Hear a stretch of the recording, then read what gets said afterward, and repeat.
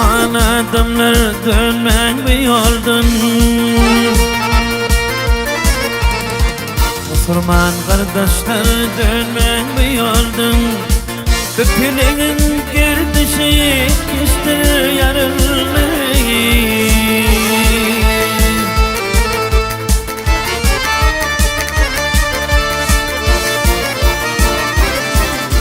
Namazı kabına kılmak dahillik, ahire bir var olur yararlayı.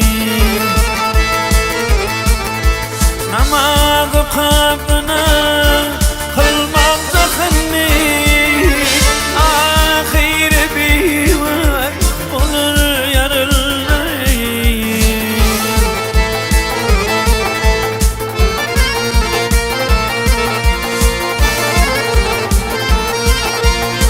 Vakit gelir doğun doğundan geçer, demirler asmanın inanatla vurur.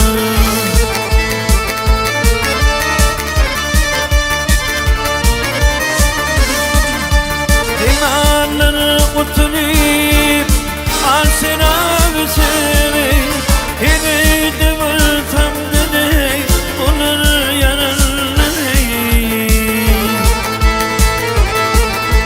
Dinanır oturayım, al selam seni, yürüdüm tam demek olur yararlayı.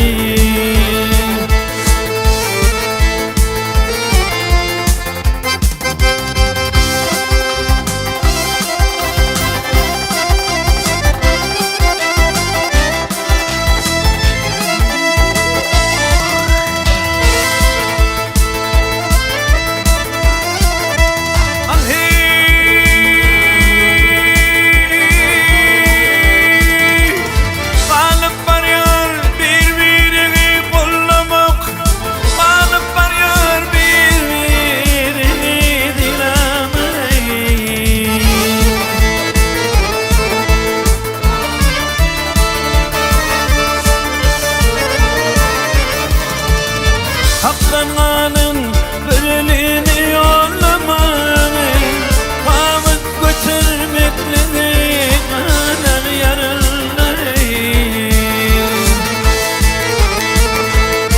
Haklanmanın bölüneni yollamanı, pamuk götürmekle kanar yarınlayı.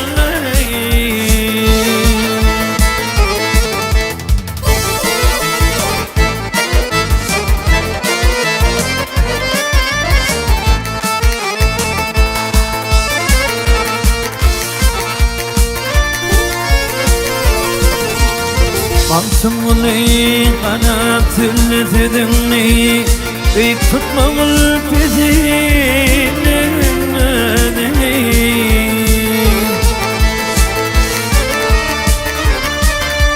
Gitsen gelip anır yerin yerini, gitsen ol iki er anır yarınlayı.